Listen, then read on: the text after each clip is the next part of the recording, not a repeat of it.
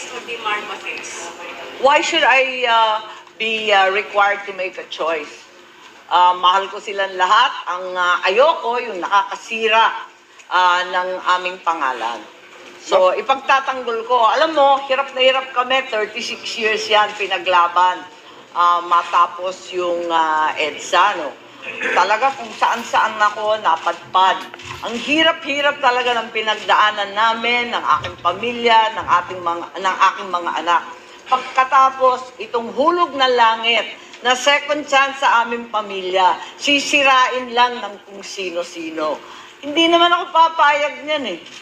Ma'am, sa tingin nyo, mahal pa kayo ng mga Duterte considering Digong is all out, lalo he's challenging PBBM to undergo drug test na. So, maayos pa ba ang relasyon ng mga Duterte at Marcos? Sa palagay ko, ang unity team, talagang may tama na, no? May lamat na talaga ang pagkakaisa. Pero, sa palagay ko, yung mga principal, hindi naman na magulo eh. Yung magulo, yung mga amuyong dyan sa tabi-tabi, yung mga demonyo at ahas sa laylayan ng palasyo. Talagang mahirap dyan eh. Nung bata ako, tinawag ko ng snake pit ang Malacanang. Lahat nagulat, pati ang tatay ko. Bakit ko daw sinasabing gano'n? Ang lupit ko daw. Pero, totoo naman eh. Ganyan talaga eh. Ma'am, yung demonyo ba, babae o lalaki? Ano ba yung tinatanong mo kanina? Ang dami mong tanong. Kung mahal pa ba kayo ng mga Duterte at kung magkaayos pa ba yung pamilya nyo, considering na si Digong ay medyo iba na? Matagal na naman. Okay lang naman yung mga principal. I think the president and the vice president are able to work together, provided there's no continuous interference from all kinds of harmful and destructive forces. Yung last, Ang ating saligang batas, ang konstitusyon, papaltan na hindi kasama ang Senado, walang kamuang-muang ang mga taong pumirma, higit sa lahat, susuhulan pa ang mga ayaw pumirma. Tama ba yun?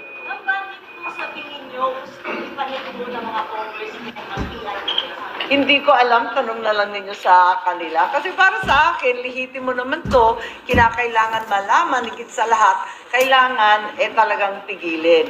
Isa pa, maliban pa sa sinabi ng ating Pangulo dun sa Vietnam, maliwanag dun sa sinabi ng COMELEC ni Chairman Garcia na itong mga pirma valid pa rin. Walang expiry date. So, ibig sabihin, pag dinesisyon nila na sa 2025, halimbawa, kung may panahon na, pwede na naman gamitin yung mga pirmang na likom at pinagbayaran. Tapos, 2026, malayo pa yung 2028, gagamitin at re-recycle yung mga pirmang yan. Tama ba yun? Kailangan tapusin na itong PI na to kasi it's a political and it's a peking initiative. Dapat tigilan na yan. Alamin natin kung talagang itapon na ang mga pirmang yan, mag-umpisa tayo ng tama. Tamang pamamaraan, diretso, i-konsulta sa taong bayan, alamin yung mga issue at ang proseso. Ang liwaliwanag naman doon sa author pa, ang ponente ng Lambino, si Justice Carpio, wala raw pag-amyenda ng Santiago case sa sinulat niyang Lambino. Ibig sabihin nun, yung Santiago na nagsasaad na hindi sapat ang batas para ipaliwanag yung PI process, talagang naghahari pa. Ibig sabihin, kailangan muna magpasa ng batas kung saan maliwanag ang proseso ng PI. Hindi itong bara-barang basta-basta na mga kung sino-sinong opisyal, pinipilit ang tao, sinusuhulan pa ng ayuda, hindi talaga valid yun. Ma'am, pahiram ng inyong expression, marami kasing parang naluluka doon sa parang lalim ng galit nyo kay Speaker Romualdez na Hindi ako pinsan. nagagalit sa kanya. Wala namang galit doon. Hindi namang personal. Wala namang ganon. Wala namang kinalaman sa pamilya, galit na personal. Ang problema, ang nasisira dyan, yung administrasyon, nadala yung pangalan na, bakit tayo linilin lang? Panloloko na to eh. According to Speaker Romualdez, open siya for a meaningful discussion with you. Tapusin muna yung PI. Otherwise, it has no meaning whatsoever. Ma'am, habang natutuloy yung People's Initiative, nasisira yung Marcos administration. Palagay ko, I think there's a great waste of political capital which arguably can never be recovered again. Bakit? Para ke? Para kanino? Senator, sabi po kagabi ni Presidente, mukhang hindi na talaga option yung PI. Pero sabi, pinag-aaralan pa, hindi pa maliwanag. Tapos sinabi ni Chairman George Garcia ng COMELEC, inamin niya yung mga pirma, hindi pa tapos dahil valid pa sila at pwede pang i-recycle, gamitin sa susunod na panahon. Walang expiry date eh. Habang nakatambak yan at habang nandyan sa COMELEC, gagamitin at gagamitin yan. Ang layo pa kaya ng 2028. Sabi nila, hindi daw pwede sa 2024. Malabo daw sa 2025. Abay, may 2026 pa, may 2027 pa. Malay natin kung sino yung mga ambisyoso dyan na gagamit ng ganyan. Ma'am, kahapon si BBTF, just to vote, sabi niya about PI, we don't know yet, but I think as of now, the People's Initiative is they're continuing, but it is not. I don't know if that's still one of the... O yun, isa pang problema yon. Una, I don't know. So, hindi pa sigurado. Walang kasiguraduhan. Kasi pag-aaralan pa ng kanyang mga legal consultants. Ikalawa, may binanggit siya, na palagay ko, totoo naman, na PI is continuing. So, walang katigil-tigil. Anong isi-ceasefire namin? Kailangan talagang itigil muna yan. Diba? Ganun naman ang totoong ceasefire. Paano yun, ma'am? Do you need to encourage him more to really... Kasi parang kahit si Pangulo, hindi siya sure kung tapos na yung PI, ma'am. Ano pong dapat gawin ng Senator? Well, yun nga, ang mauuna dyan talaga yung COMELEC. Dapat liwanagin nila anong gagawin sa mga pirma na pinasa. Kasi kahapon, walang kaliwanagan. Talagang inamin na pwede pang gamitin yan sa mga susunod na PI. Pwede pang i-recycle yan sa bagong inisyatibo. So, hindi pa siya patay. Hindi pa siya linibig, ika nga. Kahit na may admission na po si Mr. Oñate na talagang may kinalaman yung mga politiko dun sa pag-push ng PI. Wala, hindi pa sigurado, di ba? Kasi manggagaling sa COMELEC yan kung anong gagawin. Kaya kami, ayoko nang mauwi sa patutsandahan. Nakakatawa nga, hindi pa tapos yung hearing. May statement na sila lahat, may press con na. Hindi naman ako nakikipag-away sa mga congressman. Natatawa nga ako kasi di pa kami tapos Andyan na banat na ng banat At nagkakamot nga ako ng ulo. Sabi ko, nakakatawa kayo wala namang binanggit na pangalan Bakit lahat kayo naglulundagan sumasagot? Kaya, ewan ko, baka may feeling demonyo dyan, may feeling kapal mooks, ewan ko. Natawa naman ako. Yung meeting ni Mr. Oñate with the Speaker, yun na po ba yung katibayan na si Speaker talaga ang nasa likod ng PI? Inamin niya inamin kasi niya na bahay ni Speaker, tapos lahat ng dokumento, kinuha daw nila doon. Tapos, andun kasi yung mga papeles, di ba? Hindi lang pagkain, hindi lang mismo ang party. Tapos, kompleto, sina Congressman Saldico, lahat ng iba. Nakakatawa nga Kaya lang, eto nga, nagtawanan nga yung buong plenary. Pero sa akin, tuloy-tuloy lang tayo. At sana sa Davao, makakuha tayo ng higit pa mga testigo, mga sinumpa ang salaysay ng iba't ibang pinilit na pumirma rito. Isa pa, kailangan pa natin ng isang hearing kasi importante masyado yung Attorney Anthony Abad. Kinakailangan itong pangalan na nasa ibaba ng form ay magtestigo rin para malaman natin. Kilala naman natin siya pero nung dati madali namang kausap yan pero mukhang nasa abroad. So aabangan natin na pagdating niya, kausapin na lang natin kung ano. Sabi ni Speaker, nag-a-advise lang naman daw sila. Kumbinsido ka ba ma'am na hanggang pag-advise lang or may hindi daw siya initiator? Well, nakikinig naman ako sa lahat. The hearing is ongoing. I'm not about to draw conclusions right now, although I think it's become apparent to the public that Congress is somehow involved. Money involved in po kayo, ma'am. May involved yung money involved.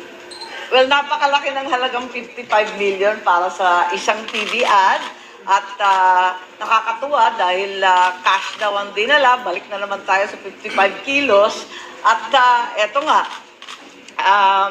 hinihinga natin ng resibo, wala naman resibo, donor stocks, wala naman donor stock, ayaw naman ipagtapat kung sino yung ibang donor, maliban dun sa kalahating siya nag-donate. So, abangan natin. We'll give them time, although Minority Leader was demanding a breakdown of the expenses at 2 p.m. They were unable to provide it.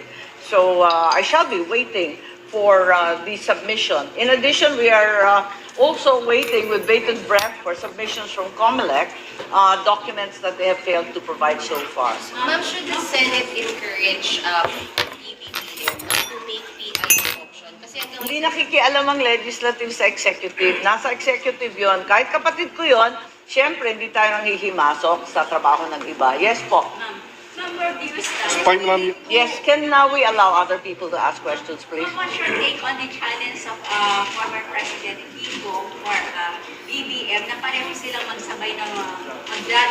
May ganun ba? Hindi ko narinig, pasensya. Wala akong alam sa drugs eh. Kaya hindi na ako sasama dyan kasi talagang sobrang ignorante ko rin.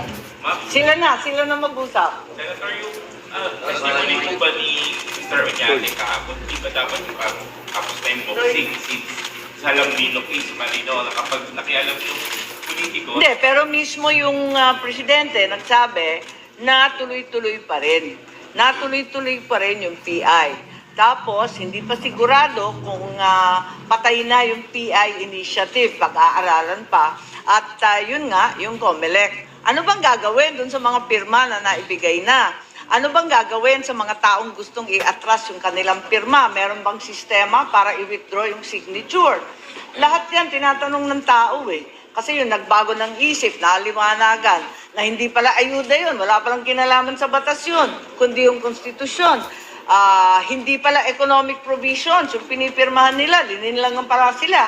Lahat yan, mga proseso na kailangan suriin maigi ng COMELEC. Kasi ang labo pa eh, hindi talaga maliwanag kung anong gagawin eh. Pero kung dahil nga po sa mga meeting nila Congress, may meeting with Speaker at Romualdez, hindi po dapat basis na ito ng COMELEC to dismiss outright whatever they are receiving kasi na may participation na ng mga congressmen.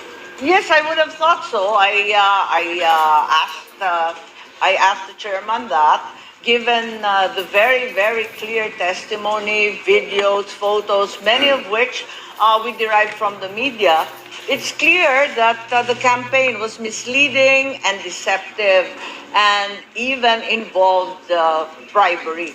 That being the case, they should dismiss outright and disregard all these signatures that have already been submitted. Ang liwanag naman, hindi naintindihan ng tao. Talagang binola sila, may kinalaman sa ayuda, na masasama sila sa listahan o bibigyan sila ng pera. Wala namang kaduda-duda, ang dami-dami nagsalita, at hindi lamang dito sa Metro Manila. Andyan hanggang sa Cordillera, hanggang sa Mindanao. Walang linigtas, talaga naman lahat. Ginaslight tayo ng todo-todo. Pagkatapos niyan, tatanggapin ng COMELEC. Sabi nga ng COMELEC, these forms with all these signatures are mere scraps of paper until a petition is filed. Wala nang petition. Wala daw silang jurisdiction. Patanggap sila ng tanggap ng mga scraps of paper. Ika nga. Kaharap din, di ba? 55 Dapat tigilan na nila. At tigilan nila yung pagtatanggap, pero maliban doon, talagang itapon na yan, basura na lahat ng mga forms. Kahapon, di ba, isang advertisement lang daw, 55 million. So, hindi pa na-appear ng committee how much would cover the entire PI na ginagawa nila. Syempre, isang ad pa lang yon. Pag i-imprenta pa lamang ng forms, di ba, yung timbang ng 70 grams na papel, isang rim, di ba, nagbibilang tayo, kung ano pa, di ba. So, lahat yun, dapat siguro, alamin natin ang total cost nitong effort na to. Malaki-laki siya, no? Ang dami-dami ng gastos. And si Oñate ba has the capability financially to cover all the expenses? Sabi niya kalahati lang yung sa 55 million, di ba? Parang reported ba Eh lang? mukha naman, bilyonaryo daw eh, di ba? Hindi ko siya kilala eh, pasensya, kaya hindi ko masasabi. Pero ang pagkakilala ko, pagkaalam ko, talagang bilyonaryo si Mr. Oñate. Ma'am, meron ba siyang ano? Ganun pa man, dapat hindi linilihim yung ibang donors, ano? Kasi may public record yan, may resibo yan, higit sa lahat, may donors tax yan, magwawala yung BIR, sikreto ba yan?